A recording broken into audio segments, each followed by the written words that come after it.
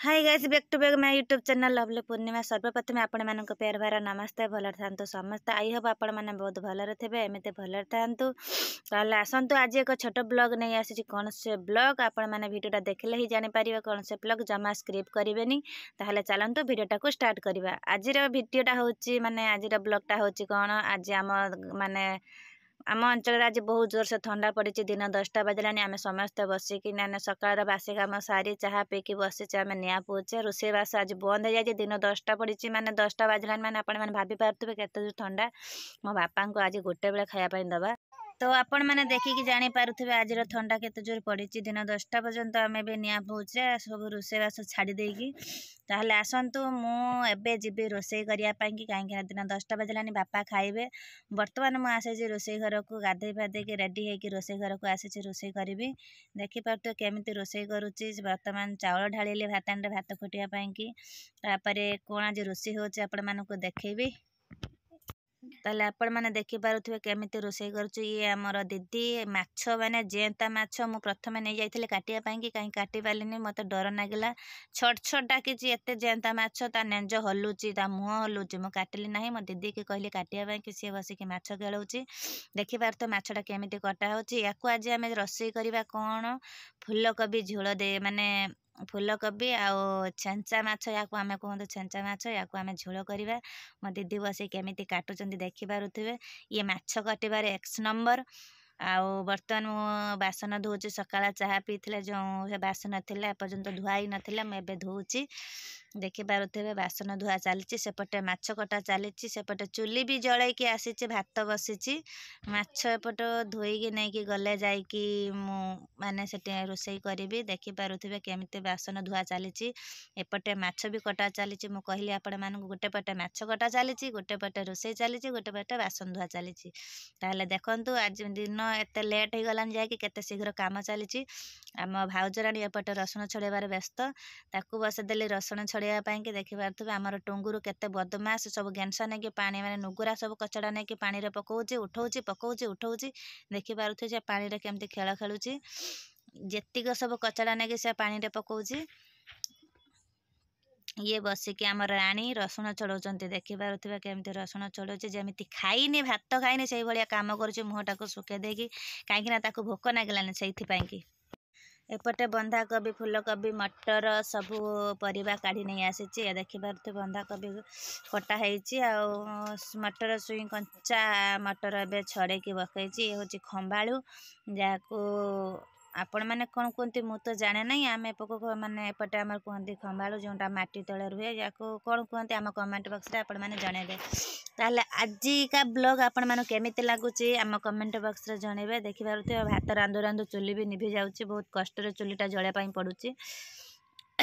एपटे फूलकोबी कटा भी सरिलानी आउ परिबा सब कटा सरिलानी। माछ भी धोई नहीं आस गोटे पटे मत एत जोर भोक नागी जहाँकि तरकारी थिला ताकू मुड़ी गोले की खाऊची जहाँकि आलू टमाटर बिलाती तरकारी थिला ताकू मुड़ी गोले की खाऊची माने भोक जोरसोर एपटे मु खाऊची केमती आपण माने देखिबे। तो गोटे पटे रोषेई करची गोटे पटे खाऊची।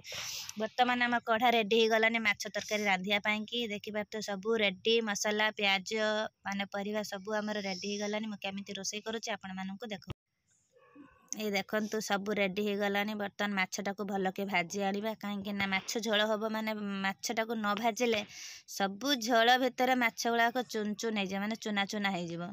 देखिपे आम माछ केमिति भजा होची। बर्तमान माछ भजार व्यस्त अच्छी। देखिपे गोटे गोटे गोटे गोटे करके न भाजिले माछ गुड़ाक भांगी कहीं जेंता माछ। एपटे देखंतु आमर माछ भजा हो सारी रेडी। आ गोटे पटे बसई माने कौन कहती फूलकोबी ताकू टिके भल के भाजी आनिबा। फूलकोबी न भाजिले टिके खाली कंचा कंचा माने केमिति गोटे नागे न भाजिकी माने न सतुला करके फूलकोबी रोषेई कले ताको भल लगे ना। किंतु जेबे भी आपण माने फूलकोबी रोषेई करी एमती भल के तेल रे भाजी आनिबे तापर ता रोषेई करी खाइबे आपण मानकु केमिति नागिबे आमको माने आम कमेंट बॉक्स रे जणेबे। आमको तो बहुत टेस्टी नागे भाजी की खाइले रोषेई करी। आपण माने केमिति खांती कंचा रे रोषेई करंती ना डायरेक्ट माने भाजी की खाती। ये हूँ बंधाकोबी या आम बर्तमान आगे सिद्ध करी आनिबा तापर जाकि घांटा करवा। एथिरे आमर कौन कौन पड़ी आलू बंधाकोबी मटर छुई आउ पुई कढ़ जोटा कि मो बापा कहले आज छेंचा माछरे घांट कर आम बर्तमान छेंचा माछ देकी आम बंधाकोबी सब सीझी आनीचे ताकू पुणी घांटा करवा प्याज भजा चली केमती प्याज भजा चलती देखो भल कि प्याज भजा माने मसला कड़ा करके भाजी आनिले कि तरकारी टेस्ट टिके भल हुए आपण मैंने देखिपे केमी भजा चली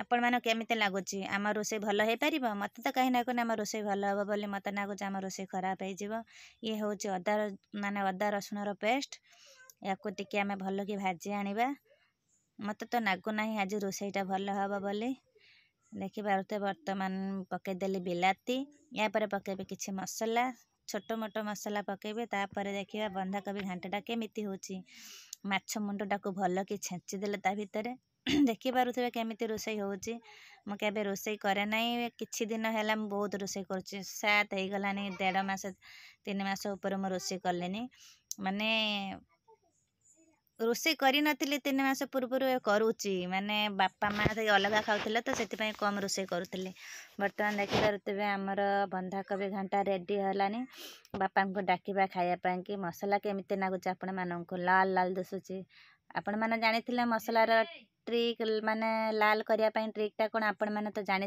आपण मानक कही पुणी थे कहूँ जेबे भी आपण मैंने माने तरकारी लाल करने चेष्टा करिए केबे भी रंग पकेबे नहीं मसला माने प्याज अदा रसुण पेस्ट कषिया समय जदि टिके सुखिला लंका गुंड पकेदेबे ताहले देखिए तार रंगटा टिके अलग प्रकार हुए आपण मैंने देखिपारे आम बंधाकोबी तरकारी रेडी हो गला एबे आम रांधिया फुलकोबी झोल बापा खाऊचंती आमर सेपटे बसिकी आपण मैंने देखिपारे आम बापा खाऊचंती केमिति ये होचंती आम बापा बचंती माछ भजा आ बंधाकोबी घांट देखी मो बापा खाया बसी एपत्र माने फुलकोबी झोल है बहुत लेट हो गलानी बापा खाइबार लेट हो गलानी से बापा को मु कहली माने तमे खाई दियो बंधाकोबी घांटा भी हो गलानी तमे खाई दियो बापा कहले ठीक अच्छे मत से दे मु खाईदेवी आ फुलकोबी टिके लास्ट खाइबी हेल्ले आपण मैंने जानीपारे मुझे आज रोसई कर बहुत कष्ट रोसई कर थंडा एत जोर पड़ुचे जहाँकि मत रोसई करने पड़ुचे बाकी मु निया पाखे बसीची बोली मत जना पड़ुनी एत